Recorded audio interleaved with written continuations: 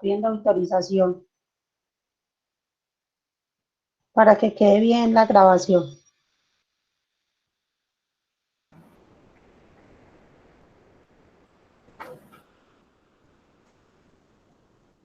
Ok, buenos días para todos y todas. Mi nombre es María Isabel Holguín, soy la coordinadora de práctica de la licenciatura en Educación Infantil y en este momento los hemos invitado para compartir un espacio con nuestra coordinadora de área de infancia, la doctora María Patricia Gómez y la compañera Sandra Milena Botero, las cuales ellas dos realizaron una investigación sobre el desarrollo en el pensamiento crítico en el contexto educativo. Ellas van a estar con ustedes en este momento contándoles sus experiencias y contándoles sobre qué es esto de la investigación. Finalizando este evento, estaré contándoles algo sobre los planes contextuales por si alguien desea o quiere tener más información, les estaré comunicando finalizando este evento. Por favor, en el chat colocar presente con el fin de tomar lista para que sus certificados lleguen, se puedan descargar por el sistema académico. Muchísimas gracias, le doy paso a la docente María Patricia Gómez. Muchas gracias, profe, por acompañarnos en este espacio. Muy buenos días para todos. Sandra y María Patricia, en nombre de las doy la bienvenida, como les dije desde el inicio que me conecté. Estoy muy contenta de este espacio que se me proporcionó para poder divulgar esos conocimientos que se van adquiriendo a través de las investigaciones que estamos realizando en beneficio de nuestro programa de educación infantil. Todos los docentes siempre estamos pensando en cómo favorecer cada una de las estrategias, de los conocimientos, de las competencias de nuestros estudiantes y por lo general lo hacemos a través de nuestras investigaciones enfocadas siempre en el programa y estar en contacto con ustedes, de ver las necesidades e intereses que tiene y las necesidades e intereses que nos está pidiendo también este mundo globalizado frente a eso. Voy a empezar a proyectar, ya voy a poner la pantalla para proyectar la presentación. María va viendo las preguntas y nos va diciendo, al final tenemos unas preguntas que hacerles. Quisiera que estuvieran todas conectadas para participar. ¿Ya lo están viendo? Sí, profe. Patri, discúlpame, ¿lo podrías, sí, por favor, presentar más grandecito entonces? Sí, señora, con mucho gusto. Muchas Puedes gracias, saludar, Sandrita, entonces, mientras tanto, saluda. Tan bella. Chicas, chicos, buenos días. Mi nombre es Sandra Botero. Como saben, entonces hago parte también de la coordinación del componente Saberes Específicos. Para nosotras es muy grato poder compartir con ustedes esta experiencia con relación al pensamiento crítico, una oportunidad para cualificar los procesos académicos en educación superior. Si bien sabemos, pues chicas, la investigación hace parte del quehacer como docente, entonces creo que se van a enriquecer mucho con esta presentación. Como les dije, muchas gracias, hay una muy buena asistencia, en este momento hay 109 participantes, genial.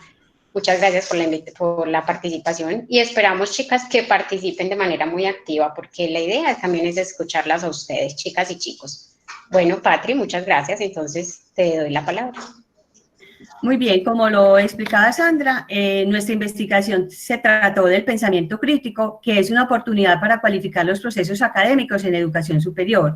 ¿Por qué en educación superior? Porque recuerden que cuando entramos en un proceso de unas competencias genéricas, donde tenemos que dar cuenta en gran medida de la implementación de estas para aprender durante toda la vida, y este es un proceso que se hace transversal a todos los currículos y a todas las carreras, porque es algo esencial dentro de nuestros procesos para poder formarnos como profesionales, como lo decía antes, ante un mundo globalizado. nuestro pensamiento siempre fue enfocado a eso, a mirar que Colombia favorece el desarrollo del pensamiento crítico en la educación superior, debe ser un objetivo transversal de todos los currículos de formación, dado que este se convierte en una necesidad para desempeñarnos en cualquier medio. Uno de los autores, Steph, en el 2017, hizo una investigación y concluyó que los resultados arrojados en las pruebas Saber Pro han develado que los estudiantes colombianos, pese a la ubicación por encima o igual al promedio estándar nacional, demuestran unos bajos niveles de pensamiento crítico. Incluso algunos de estos estudiantes terminan su formación profesional sin alcanzar niveles adecuados en este desarrollo de este pensamiento. Entonces, lo que tratamos es de ayudar, que sea pertinente, que sirva para la calidad esta investigación y mirar cómo fortalecer el currículo de educación infantil respecto a el pensamiento crítico, que como lo digo, no es aislado para una sola materia, está inmersa y articulada con todos los cursos que nosotros vemos en nuestro programa. ¿Por qué? Porque cada docente hace de su curso que se vea y se articule ese pensamiento crítico con la lectura de documentos, con estrategias, con métodos que va implementando para que ustedes, estudiantes, y todas las personas que quieran salir adelante con este criterio de competencia, lo puedan hacer. Aquí vemos también unos resultados arrojados en el 2006, 2009 y 2012, que todavía esa competencia, a pesar de que ya en el 2005 se evidenció un progreso, todavía no tiene ese rango que debería tener para sentirnos satisfechos en educación superior. Entonces nació este planteamiento del problema que, vuelvo y repito, fue debido a todo lo que nosotros los docentes, desde los campos, en este campo específico verdaderamente de Sandra y Patricia que hacen parte, se pensaron cuáles serán las estrategias educativas y los métodos de enseñanza que están implementando los docentes para el fortalecimiento del pensamiento crítico en sus estudiantes, preferiblemente la licenciatura en Educación Infantil de la Universidad Católica Luis Amigó. Mire que tiene un contexto donde precisamente se va a llevar la investigación y es con nuestras estudiantes de Educación Infantil. Nos planteamos algunos objetivos, como todas las investigaciones. Entonces, entre el objetivo general era analizar esas estrategias y esos métodos de enseñanza que enriquecen el proceso del desarrollo del pensamiento crítico de los estudiantes. ¿Cómo los podemos analizar? Que ahí vienen los objetivos específicos.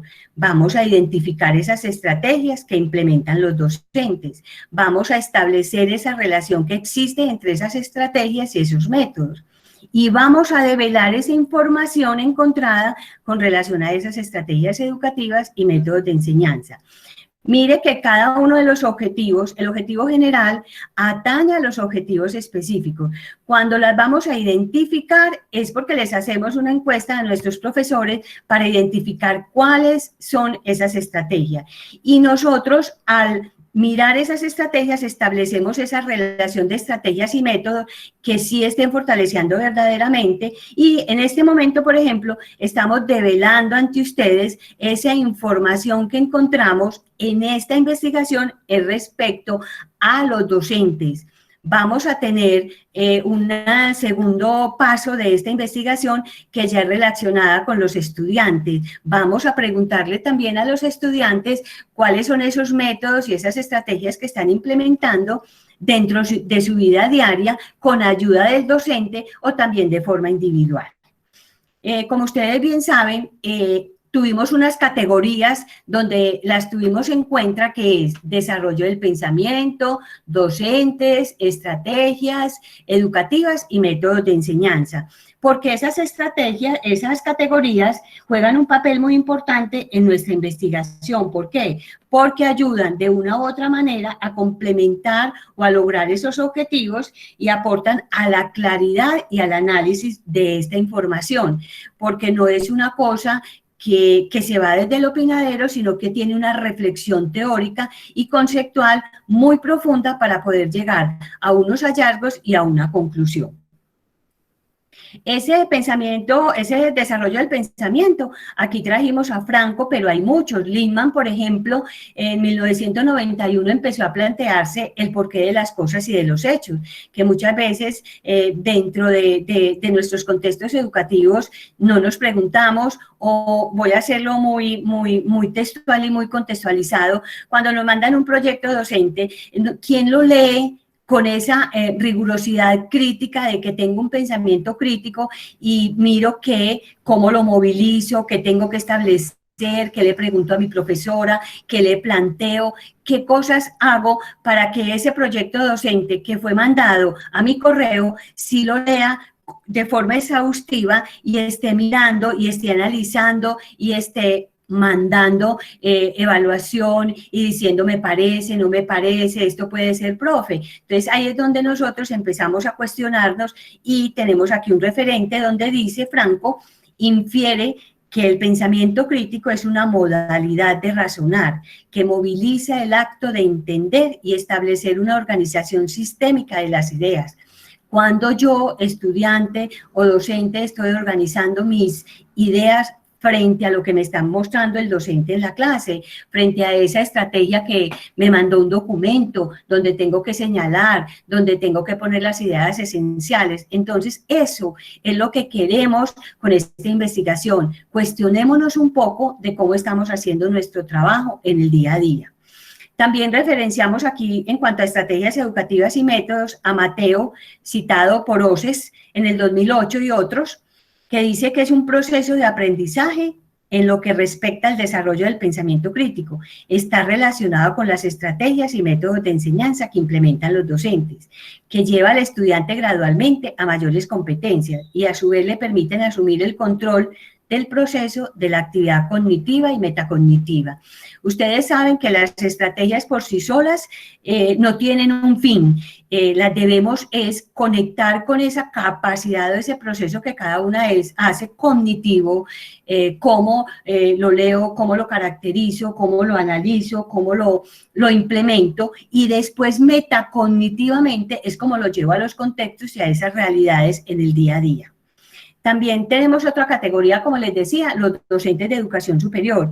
Y Orellana nos lo habla muy claro y dice que manifiesta que el docente de educación superior como agente que debe ser conocedor de las exigencias de académica del estudiantado y comprender sus individualidades.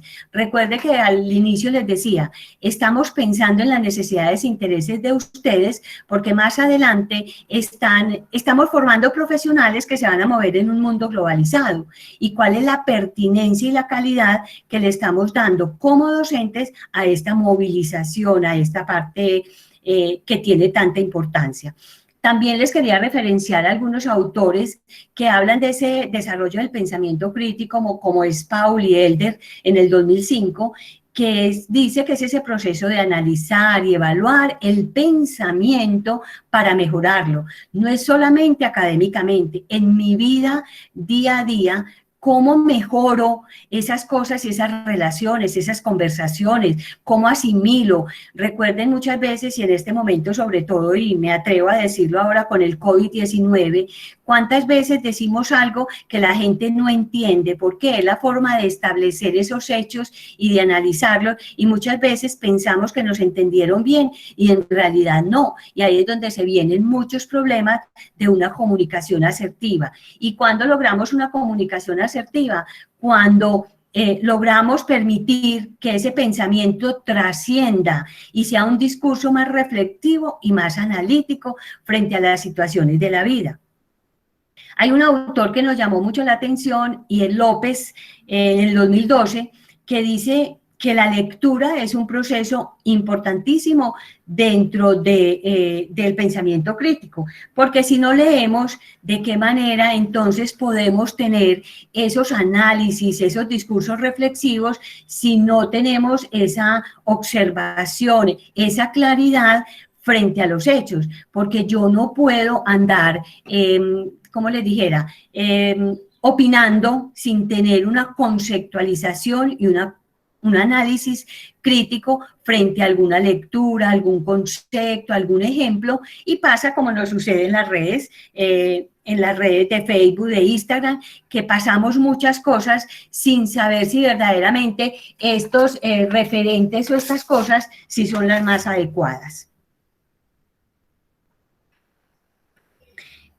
También aquí, dentro de la metodología que usamos para esta investigación, tendría que relacionar muchos autores, hablar de muchas cosas, pero no sería lo pertinente porque nos gusta más la parte final que va a ser esa interactuar con ustedes, porque ustedes también son un público muy importante para nosotros para poder comprender esta segunda parte de nuestra investigación.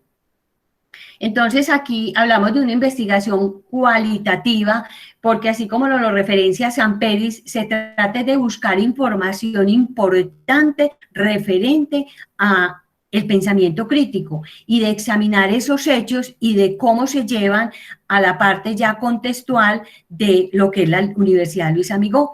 Entonces, por eso referenciamos y tuvimos un rastreo bibliográfico bien exhaustivo de 80 más o menos textos, tanto nacionales, internacionales como locales, y donde ya llevamos a una matriz y ya cualificamos esa matriz y se reseñaron en esa base de datos más o menos 50 libros en Evesco, en Diale, en todas esas revistas indexadas que nos dan la rigurosidad de nuestra investigación.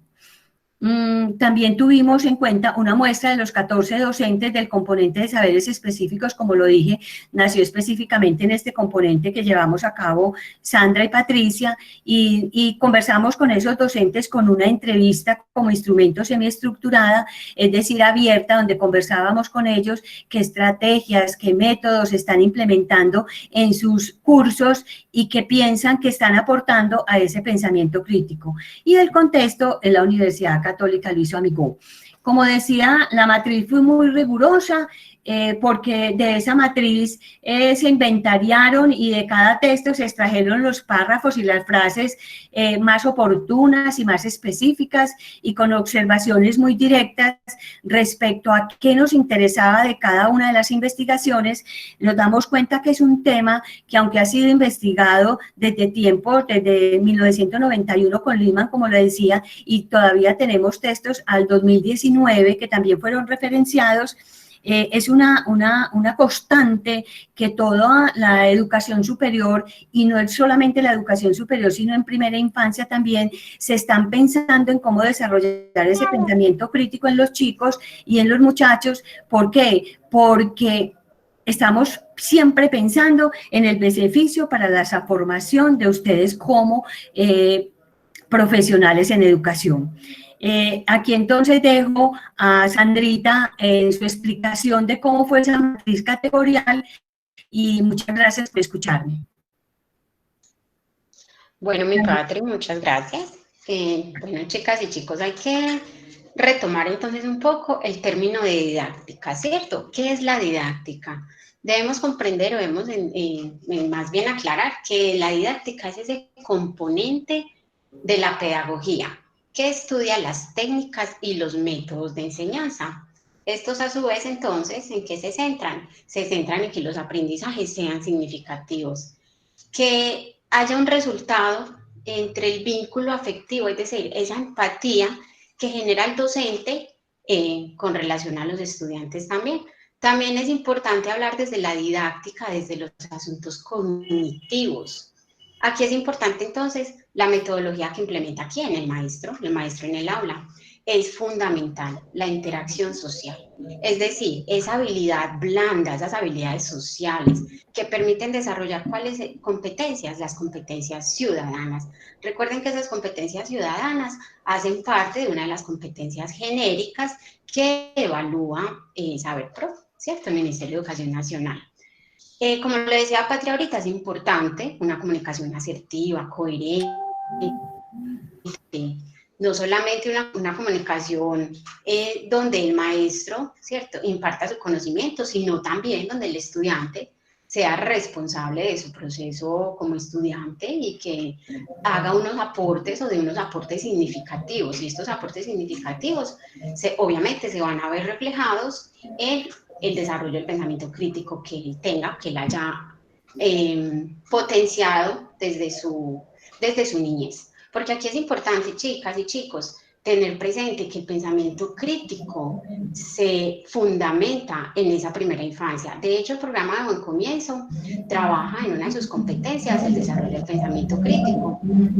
Como lo decía Patri también, Lippmann es el autor de todo lo que tiene que ver con la filosofía de los niños.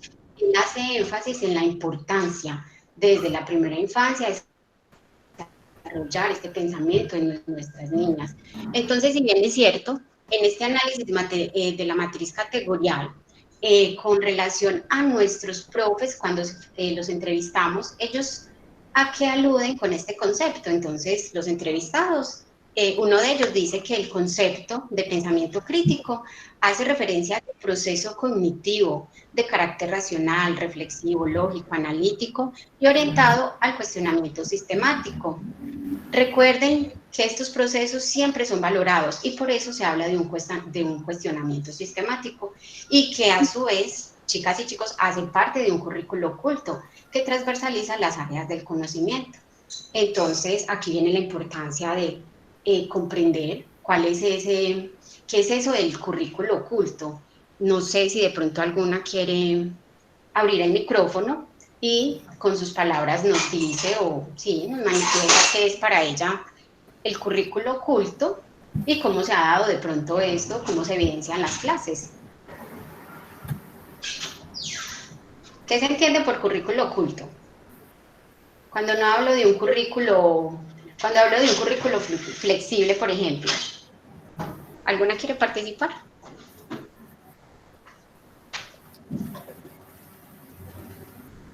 Qué silencio. Ese silencio me preocupa. Bueno, entonces voy a concluir. Dime, sí. Digamos, yo creería ahí que sería, digamos que es abierto digamos, a varios factores o varias posibilidades que se puedan presentar en el momento, ¿no? También digamos que no está parado, digamos, en una sola postura, ¿sí? Necesariamente, sino que también coge como extractos de otras partes, como para ahí sí darle fuerza, pues, al material del que se está trabajando, ¿no? Creería yo. Profe, hola, buenos días. Buenos días. Bueno, el currículo oculto son cosas que no están estipuladas, sin embargo se aprende los elementos que pueden aparecer. Un ejemplo, estamos en el aula de clase y un compañero de pronto está haciendo una exposición, ¿cierto? Y es un trabajo en equipo. Entonces, otro compañero, al ver que se siente bloqueado el que está exponiendo, como que realiza una ayuda para complementar lo que él está haciendo. Entonces, de cierta manera, está aprendiendo el otro como de ese compañerismo. O sea, es algo que no está estipulado, pero se puede presentar en cualquier momento. Sí, muy bien, chicas, excelente. Y por aquí dejan un aporte también en el chat que dice, permítame, yo leo, dice, el currículo oculto es una fuente de aprendizaje que transversaliza y tiene una intención más amplia. Se ajusta a las necesidades del caso por caso. Muy bien, muchachas. Muchas gracias por la participación. Eso es un currículo oculto. Un currículo oculto es flexible, dinamiza el aprendizaje, se agrupa en aprendizajes significativos. ¿Quién es el autor que habla del aprendizaje significativo? ¿Recuerdan? Lo hemos visto en clase. Muy bien, Ausubel. Él habla de la teoría del aprendizaje significativo como ese aprendizaje ¿para qué? Para toda la vida, ¿recuerdan? Y este aprendizaje, muchachas y chicos, se da para toda la vida siempre y cuando sea un trabajo cooperativo, que fortalezca no solamente las bases sociales, sino el trabajo grupal. Y por ende, entonces hay una experiencia social. Es entonces aquí como el autor Montoya y Monsalve, ¿cierto? Con base en esta apreciación de nuestro entrevistado que fue el profe, estos Montoya y Monsalve en el 2008 dicen, o exponen más bien, el ser humano tiene la necesidad constante de comprender todo lo que le rodea. la realidad de la cual hace parte. Es un ser metafísico por naturaleza, pues necesita indagar más allá de su entorno. ¿Por qué será esto de indagar más allá de ese entorno? Porque recuerden que nosotros todos somos personas reflexivas y esto nos permite hacer una praxis a partir de la reflexión pedagógica y las vivencias cotidianas que aporten a la resolución de problemas, en la toma de decisiones y que conlleve también a soluciones asertivas y coherentes. Muy bien, aquí tenemos entonces, Patri, pasas por favor la otra diapositiva. Esta entonces es la apreciación, la matriz categorial de lo que tiene que ver con estrategias y métodos de enseñanza, ¿cierto? Entonces, de acuerdo a la apreciación del docente entrevistado, él hace referencia a estos dos conceptos como el diálogo y diferentes técnicas interactivas que permiten la participación de manera activa y dinámica. Son métodos que conllevan a la investigación, favorecen el análisis, discursos y objetivos. Es importante entonces destacar lo que dice Alba en el 2016, que es muy reciente. Él dice que las estrategias de aprendizaje son tareas realizadas conscientes y tienen una intención. En otras palabras, son actividades potencialmente racionales que son conscientes y controlables. Recuerden que es el maestro quien siempre debe tener un objetivo claro para poder llevar a cabo estos métodos de enseñanza, si no, no serían factibles o no serían verídicos en el aula. Aquí entonces, en cuanto a la apreciación o lo que se encuentra pues como en este análisis de lo que dice el docente y me enredé. Y esa Patri, hable, diga. Bueno, y haciendo como esa relación con el autor, entonces dice que los relatos de los entrevistados coinciden con el autor de la importancia de hacer conscientes las estrategias y métodos de enseñanza, que sean coherentes, que sean conscientes y controladas. Entonces aquí es importante también decir o manifestar que ambos, tanto el docente como el autor, manifiestan la importancia de emplear esas estrategias y métodos de enseñanza que sean interactivos y generen procesos de movilización. Cuando hablamos de esos procesos de movilización, recuerden que son procesos críticos, analíticos, reflexivos. Muy bien, Patri. Entonces, vengan, aquí antes de empezar con docentes es importante.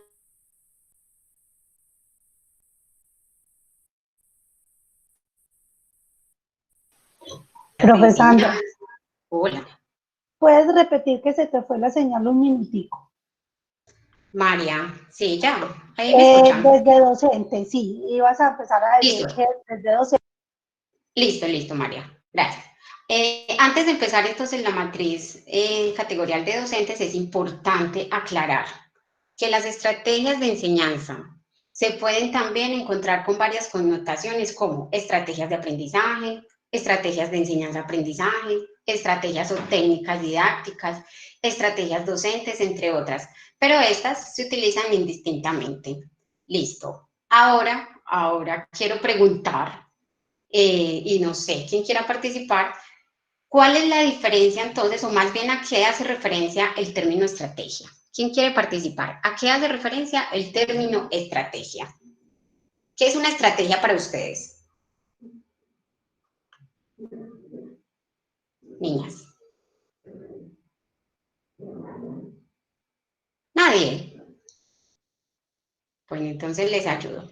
Las estrategias son esas acciones y esos procedimientos que debe implementar ¿quién? El maestro, pero siempre, como les decía, de una manera consciente y reflexiva. Entonces aquí es importante tener presente que esas estrategias deben tener un objetivo, ¿cierto? Que transversalice los procesos de enseñanza-aprendizaje y que tengan unos fines educativos. Esas estrategias es también cómo se organiza y se dirige la actividad de aprendizaje en cada momento. Cuando ustedes están en las agencias de práctica, la maestra tiene un cronograma, ¿cierto? Eso se le denominan estrategias. Esa orientación, esa ejecución y ese control valorativo que tiene lugar a lo largo de todo el proceso. Bueno, entonces es importante ya como pasar aquí a la matriz categorial que menciona pues entonces como todo lo que tiene que ver con los docentes y cómo los docentes o cuáles son esos métodos de enseñanza que ellos utilizan en el aula, ¿cierto? Entonces, cuando le preguntamos a los docentes por cuáles son esos métodos o por qué es importante las estrategias educativas en el aula, ellos dicen que esto promueve la reflexión, la participación y la construcción conjunta del conocimiento. Para ellos es importante incluir diferentes estrategias y métodos en la formación de ustedes, futuros licenciados, ¿cierto? En su proceso, en su desarrollo formativo. Para esto, entonces, Sánchez y González en el 2016 dicen que es importante formar a los educadores en un ámbito de interpretación y comprensión de la realidad educativa, tanto a nivel nacional como regional. Y entonces aquí hay un análisis con relación a lo que dice el docente y el autor, y entonces se debe entender la actividad docente como permanente, orientada al mejoramiento continuo, con capacidad de crear, recrear y reflexionar respecto a los fenómenos tanto locales, regionales, internacionales. Esto se da a través de unos contenidos conceptuales, actitudinales y procedimentales.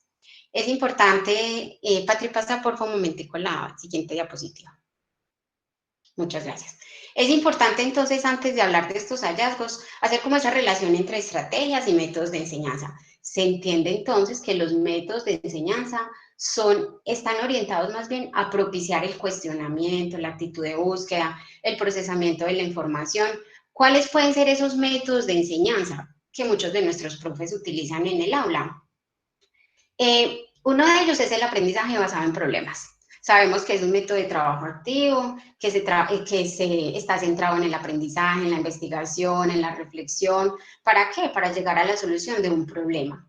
Cuando hablamos aquí del aprendizaje basado en problemas, entonces también genera conocimientos, promueve creatividad, estimula el autoaprendizaje, la argumentación, la toma de decisiones, favorece el desarrollo de habilidades interpersonales y de trabajo en equipo, que es tan importante en el aula. Hay dentro de los métodos, otro aprendizaje que es fundamental, que yo sé que ustedes lo aplican en la práctica y se llama el aprendizaje basado en proyectos. ¿Recuerdan cuando ustedes tienen que elaborar un proyecto de aula?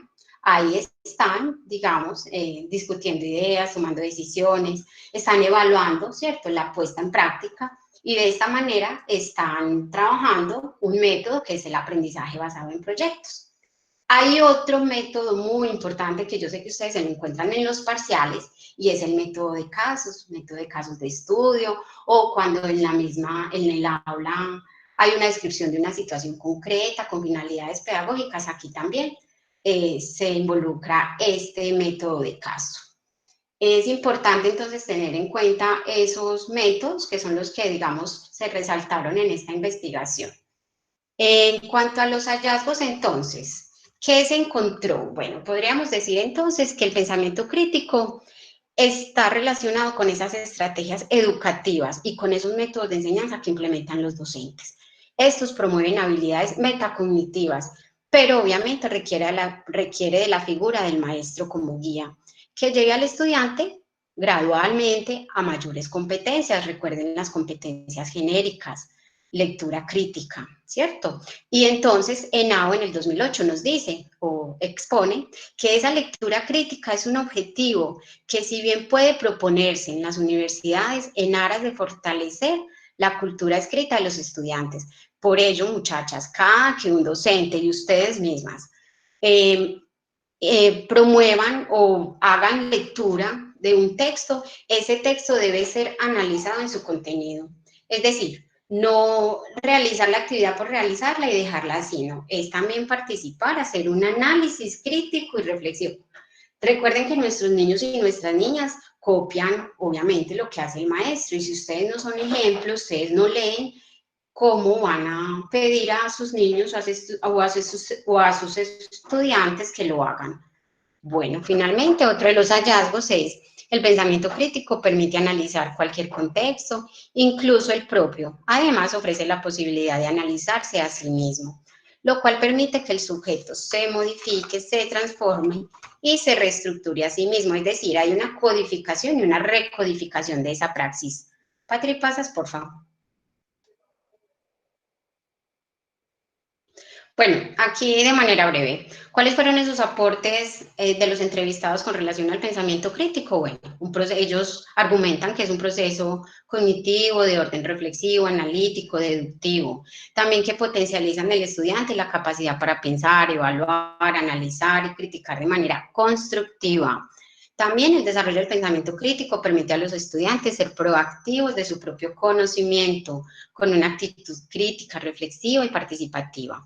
Es entonces como el desarrollo del pensamiento crítico debe estar presente como competencia genérica en todos los procesos de formación. Recuerden que esto no es un asunto de memoria, sino es un asunto más de comprensión e interpretación. Patri, pasas, por favor.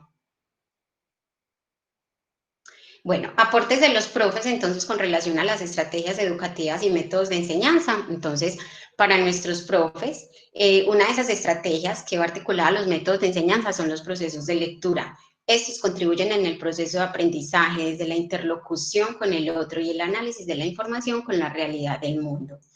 Es importante el papel de la lectura, puesto que permite un proceso de aprendizaje constructivo, promueve la reflexión y la participación. La interacción entre docentes y estudiantes se da a través de conversatorios, esto se ve en el aula, a través de mesas redondas, técnicas interactivas, a fin de que de promover el aprendizaje significativo. Y es importante y pertinente implementar paneles de conocimiento, mapas conceptuales, red de ideas, discusiones, talleres de comprensión lectora, foros, inferencias, entre otros. Patri, pasas por favor.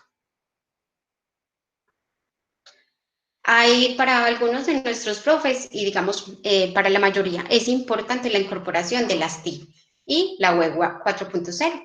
Estos favorecen y enriquecen el proceso de enseñanza-aprendizaje. Además, la participación activa y el trabajo en equipo, donde hay una corresponsabilidad. Y finalmente, ellos aportan en que los docentes, todos, y ustedes también, chicos y chicas, en este proceso de formación, nos debemos comprometer con este proceso para entender que estamos educando para la vida, teniendo en cuenta las nuevas metodologías digitales para fortalecer los procesos lectores críticos reflexivos. Patri, pasas por favor. Bueno, aquí entra la parte divertida, que es un conversatorio que vamos a tener con algunas de ustedes, con algunos de ustedes. Sería muy importante escuchar una o dos apreciaciones de cada preguntita. Patricia, por favor. Entonces, la primera pregunta, y esto va, chicas, de acuerdo a lo que ustedes han observado en la agencia de práctica, ¿cierto? En su centro de práctica, la maestra cooperadora, Patricia, implementa estrategias para fomentar el desarrollo del pensamiento crítico en los niños y niñas. ¿Y cuáles son esas estrategias? ¿Quién quiere participar? Ahí sí les toca a ustedes porque yo no estoy en agencia de práctica.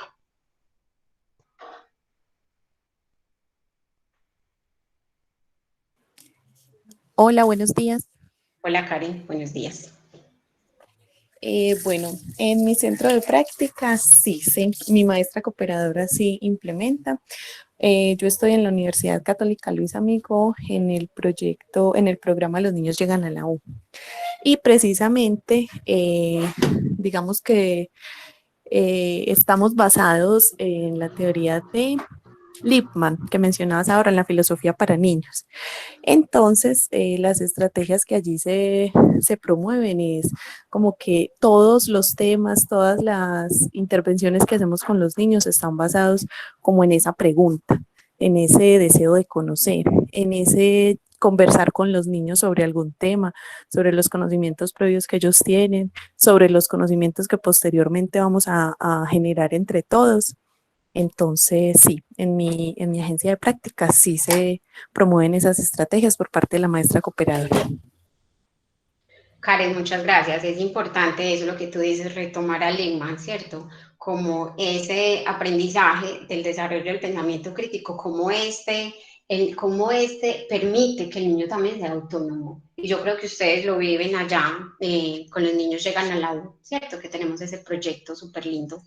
Muchas gracias. ¿Quién Gracias, más, profe. chicas? A ti.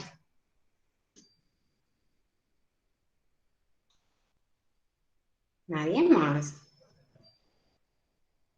Qué silencio. Son muy poquito participativas. Bueno, paso a otra pregunta entonces. ¿Cuál estrategia recuerda que haya utilizado el maestro en los cursos de la licenciatura en educación infantil en el aula? Uno de nuestros profes, ¿cuál estrategia recuerdan ustedes que haya utilizado, que ustedes digan, ay, esta estrategia me encantó, la quiero replicar con mis chicos de práctica o con mis estudiantes de práctica? Muy buenos días, yo. Buenos días. En ese momento, pues antes de entrar a la cuarentena, la maestra de la materia de gestión educativa implementó una estrategia vivencial, la cual ella pretendía que nosotros recreáramos el componente de una institución, o sea, bien sea el área directiva, la académica. Entonces nos dividimos por grupos y cada área de gestión tenía sus tareas a cargo, entonces teníamos que pues hacer un PEI desde su inicio, o sea, toda la estrategia fue vivencial, eso fue una estrategia muy chévere que implementó la docente. Luisa, súper, qué rico, y más ahorita en estos procesos de confinamiento, ¿cierto? Que los profes incentiven a través de esas estrategias educativas y que sean novedosas. Y mira que es un aprendizaje que queda y son muy significativos. Muchas gracias, Luisa, por tu aporte. Chicos, ¿algún otro? Chicas. Sí, buenos días. Hola, Marian, ¿cómo estás? Bien, gracias. Pues yo también tuve una experiencia con una profe, bueno, incluso varios profes lo han como implementado, que es la colcha de retazos. Obviamente está en base a un documento que todas debemos leer, sacamos como ideas en hojitas iris o bueno, como queramos, y entre todas se va construyendo en una mesa redonda como esa colcha de retazos y se va como concluyendo qué ideas hay como muy iguales, de modo que pueda como ser más interpretativo el texto, que nos pueda como quedar más, como dices tú, ese conocimiento significativo por medio pues como de esa actividad. Muy bien, María. Sabes que esas técnicas interactivas facilitan todo lo que tiene que ver el desarrollo del pensamiento crítico. Muy bien. Sí. Muchas gracias, María, por tu aporte. Hola. Bueno, niñas. Hola, Karen, ¿cómo estás? Ay, qué pena yo otra vez, pero es que No, hay súper. una Cuéntame. profe que se llama Lina Franco y ella trabaja mucho esas estrategias que promuevan el pensamiento crítico en nosotros los estudiantes. Y, por ejemplo, en las clases que yo he tenido con ella, hemos hecho debates, que me parece, puede sonar de pronto como que hay un debate, pues pudiera parecerle a algunas personas como que no requiera mucha preparación o no sé, pues esa estrategia, pero es realmente muy significativa porque usted, después de leer un documento o de cierta situación que se plantee, usted va a argumentar y a definir y a defender sus posturas, ¿cierto? Entonces, y se da de una manera muy chévere porque los estudiantes no sienten como que están presentando un examen, una evaluación, sino que se meten en el cuento y argumentan y defienden. Y otra estrategia que me gustó mucho fue que nos hizo un juego, creo que se llama Tabú o algo así. Estaba pues basado como en un juego de que ya existe y era que a cada estudiante nos tocaba definir un concepto, pero utilizando como nuestras propias palabras. Y eso es como una confrontación con uno mismo porque uno muchas veces define algo con un ejemplo, en realidad no lo define. Entonces ese ejemplo me pareció muy chévere porque confrontó muchos saberes que de pronto pensábamos que teníamos y en realidad no. Eso era todo. Muchas gracias, sí, es importante. Y saben que por aquí también en el chat veo que la profe de Anita también utiliza esas herramientas, esas estrategias, ¿cierto? Y yo creo que así muchos de nuestros profes, chicas y ustedes, chicas y chicos, deben tomar esas estrategias también para extrapolarlas en el aula, cuando estén en la práctica, cuando ya sean unas profes allá bien empoderadas, que nuestros niños y nuestras niñas obviamente se sientan partícipes de ese proceso, ¿cierto?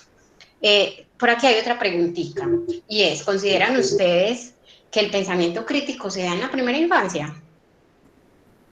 Aunque ahí ya les habíamos dado muchas pistas.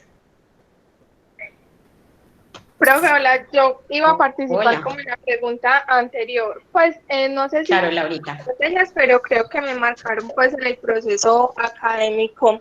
Uno fue el de la profesora María Isabel, que en la práctica 1 nos llevó pues al contexto de como de la zona de San Javier y ver varios contextos pues de la ciudad.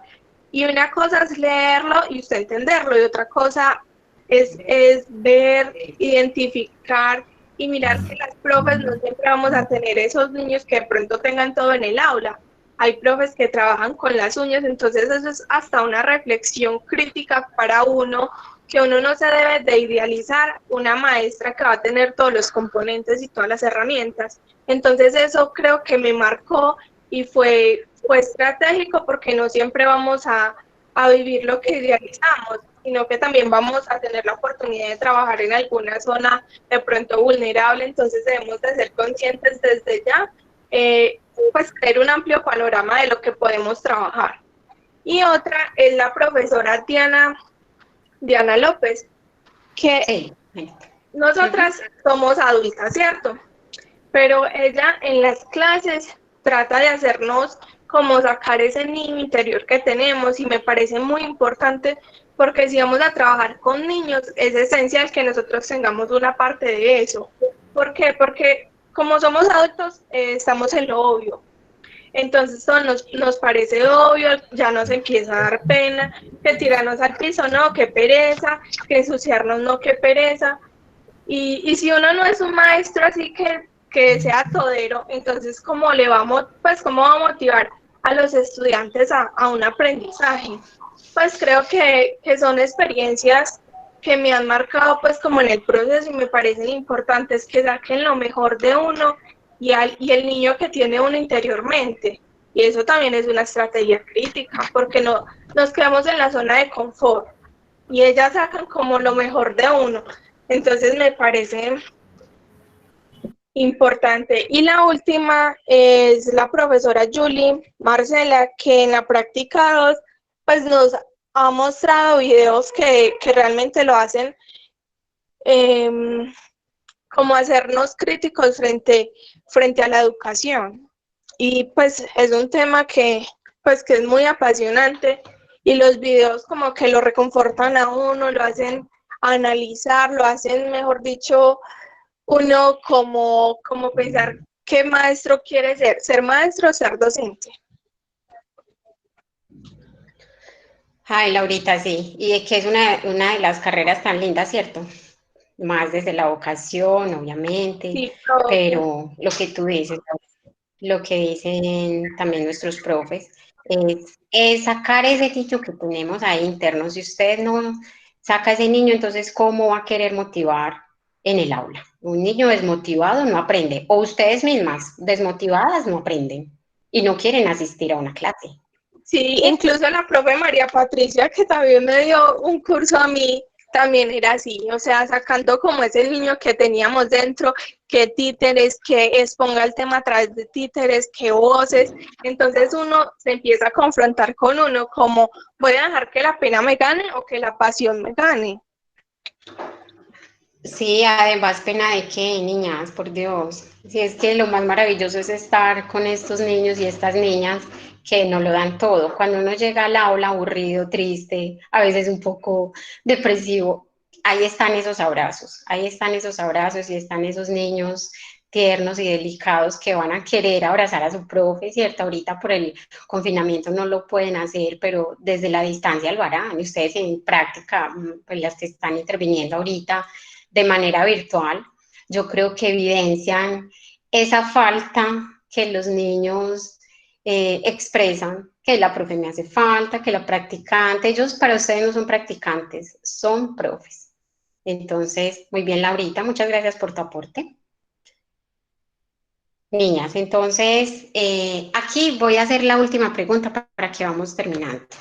Y esa pregunta es más desde la experiencia personal.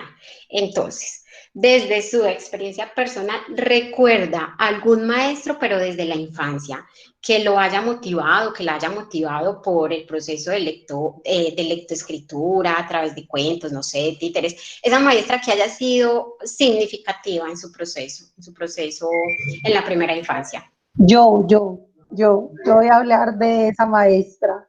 Gracias, Sandrita. A ti, María. Bueno, mi profe Cristina de preescolar, yo estudiaba en el colegio Ferrini y la profe Cristina era demasiado especial. Creo que nos daba demasiado cariño, estaba súper pendiente de nosotros, a través de cuentos y de narraciones. Ella se disfrazaba para que nosotros entendiéramos esos aprendizajes o temas que querían dar por medio del cuento.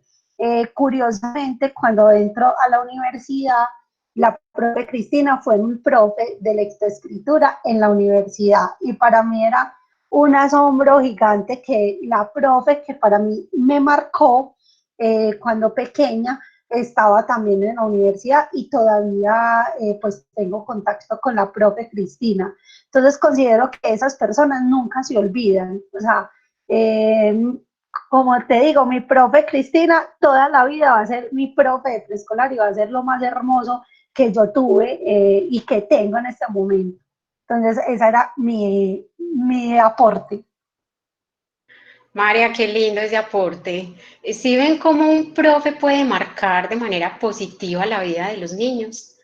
Entonces es algo muy valioso, María. Y qué importante, porque uno siempre dice, ay, yo quiero ser como mi profe. Si mi profe es lo que sea, yo quiero ser como mi profe. Entonces es una experiencia muy linda. Muchas gracias, María. ¿Alguien más, chicas? Sí, yo quiero aportar algo. Hola, ¿cómo estás? Yo soy una persona mayor, entonces mi experiencia va a ser desde otros ámbitos. Pero aún recuerdo Mariela, sí, cuando estaba en primaria, por ahí en quinto, llegaba la profesora, y la profesora no, la bibliotecaria, y decían, están en clase libre, las que quieran ir a la biblioteca, les tengo unas maravillas. Y yo me iba, y recuerdo que me prestaba el libro de la selva, se llamaba así, el libro de la selva, y yo me encarreté, y ella empezó a hablarme del autor, y me decía, cuando termines este, sigues con esto. Yo he sido muy aficionada y lo sigo siendo a la lectura. Ya en mi vida, que digo yo, de empezar a meterme con la docencia, tuve la gran oportunidad de ir a disertaciones con el doctor Héctor Abad Gómez, de la Universidad de Antioquia, que fue uno de los pioneros de hablar de salud pública. Y sinceramente yo quedé enamorada de todos los libros que él mencionó y me los conseguí. Y yo, pues, mejor dicho, las mejores vacaciones mías fueron leyendo las lecturas que el Señor recomendó. También he escuchado mucho a mi profesor Alberto Echeverri, del Movimiento Pedagógico de la Universidad de Antioquia, que también me decía, pues le escuchaba, no a mí, le escuchaba, todo maestro tiene por vocación hacer bien su trabajo. Un maestro que no lee no es un maestro serio.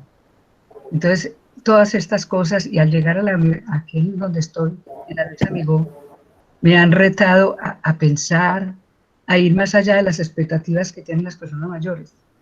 Y aquí en este medio me encanta la clase con la profe Lina Brandt. Ella me da clase de potencialidades del pensamiento matemático y nos lleva mucho al desarrollo de pensamiento a través de problemas. Esas clases con ella son maravillosas. Yo tengo mucho que aportarle a la lectura. Muchas gracias, compañeras. Ay, Luz Mariela también.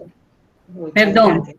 Luz Mariela, me encantó eso de la lectura que acabas de mencionar y gracias a todas las chicas por los aportes que han dado, por esas manifestaciones de afecto hacia los docentes, porque es muy importante. Pero mire que cómo te ayudó esa profesora a llevarte a la biblioteca a través de la lectura. Y esa lectura es una interacción en esos espacios que los enriquecen a uno mucho.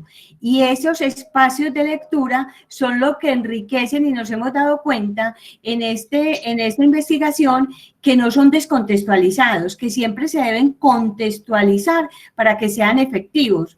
Mira a Luz Mariela, donde la llevó a enamorarse y a leer a Héctor Abad, que es uno de los referentes muy bellos y como escribe, espectacular, pero te llevó también a tomar conciencia, a reflexionar, a criticar los textos, y eso es lo que hace efectivo todas estas investigaciones que llevamos al aula y que cada vez nos enriquecen. Muy bien a todos los aportes, muy buenos los aportes en ese sentido. Sí, que a uno le dicen de pronto, pues yo viajo mucho sola a ciertos lugares, fincas de recreo así. Iba a ir sola, y yo no, sola no llevo 3 libros, porque yo desde que tenga libros para leer, yo estoy feliz. Entonces, ojalá nos enamoráramos de la lectura y tratáramos de que nuestros estudiantes, esos niños que tenemos alrededor de nosotros, de los cuales nosotros somos sus héroes, también llevarlos allá, a que se enamoren de la lectura. Propongámonos eso, compañeras y compañeros.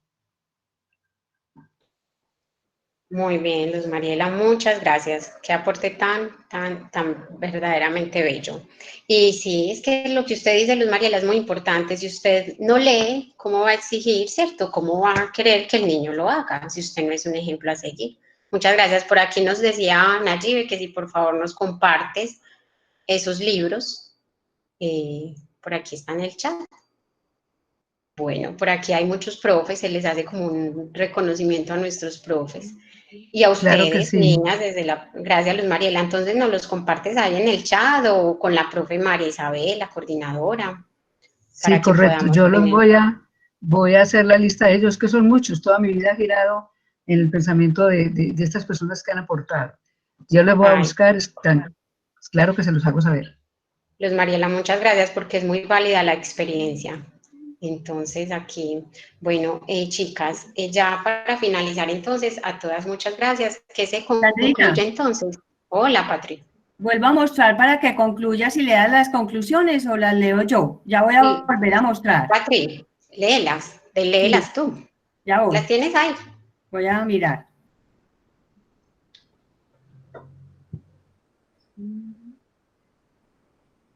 Yo no estoy viendo nada.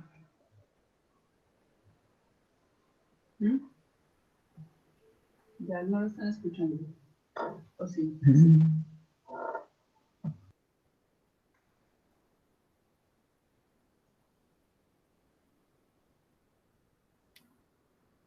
Patri, ¿las encontraste?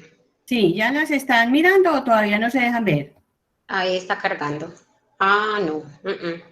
Patri, tienes que volver a compartir la pantalla para que todas podamos verlo. Eso intento. Eso intento y no me deja. Si quieren nos vas contando. Sí, yo ya les voy a contar. En cuanto a las conclusiones, sacamos varias conclusiones, entre esas todos los comentarios que ustedes están haciendo. Decimos que el desarrollo del pensamiento crítico está articulado indiscutiblemente a los procesos de lectura, análisis y comprensión de cada uno de los textos que se aborden en las diferentes disciplinas, logrando con ello que los estudiantes fortalezcan las habilidades para razonar, indagar, discutir y reflexionar sobre los acontecimientos que está viviendo nuestra sociedad. De esta manera puedan contribuir en los desafíos y retos que impone el siglo XXI. Las universidades deben potenciar en los estudiantes el desarrollo del pensamiento crítico, al mismo tiempo que tengan en cuenta la responsabilidad que se tiene desde la formación humana y ética, para poder entender y confrontar de manera individual y colectiva a los diversos problemas de su contexto para contribuir a la transformación de la realidad. Favorecer el pensar críticamente en la educación superior debe ser un objetivo indispensable en los currículos de formación, porque es menester para estar inmersos para la intervención en múltiples escenarios profesionales, por la evolución científica y especializada por la calidad de la información que se recibe. Muchas gracias a todos. Fue un compartir con ustedes muy delicioso. Vemos que todavía tenemos tiempo de seguir trabajando esa pensamiento crítico, y no solamente que es una competencia genérica, también las competencias ciudadanas, el inglés, el racionamiento matemático, que son tan importantes y son transversales para la vida. Son competencias que no solamente, como les decía al inicio, se logran en un solo curso, sino en todos los momentos de nuestra vida y que se transversalizan. Desde aquí les mando unas gracias y un abrazo por esta oportunidad. Sandra. Patri, niñas, muchas gracias, chicas y chicos. De verdad es muy grato para nosotras compartir esta experiencia en el encuentro formativo. Muchas gracias por la disposición, por ser tan receptivas, tan participativas. A Luz Mariela, un abrazo gigante, muy, muy gigante, y quedamos esperando los libros. Yo, Luz Mariela, compromiso. Muchas gracias a nuestra coordinadora, María Isabel. María Isabel, muchas por este espacio. Chicas, primero entonces para terminar este encuentro, agradecer a la profesora María Patricia y a la profesora Sandra. En realidad esperamos muy pronto su artículo para que todas lo podamos leer. Yo sé que esto es un abrebocas para que todas puedan acceder a esta información. Es un tema apasionante. También quiero indicarles que desde la coordinación de planes coterminales de la maestría les hacen una gran invitación a las chicas de preescolar. Les estaré mandando por el grupo del chat que tenemos la información de planes coterminales si les interesa realizar algunos tipos de cursos, de materias en la maestría a la par que están viendo la licenciatura. Muchas gracias por estar acá. Cualquier duda o inquietud, les voy a pasar mi número de celular por si requieren. Si la profesora María Patricia y Sandra nos pueden pasar las diapositivas, sería genial. Listo, con mucho gusto. Muchas gracias, que les vaya muy bien. Mi Dios les pague por asistir. Bueno, muchas gracias. Que estén bien todas. Adiós.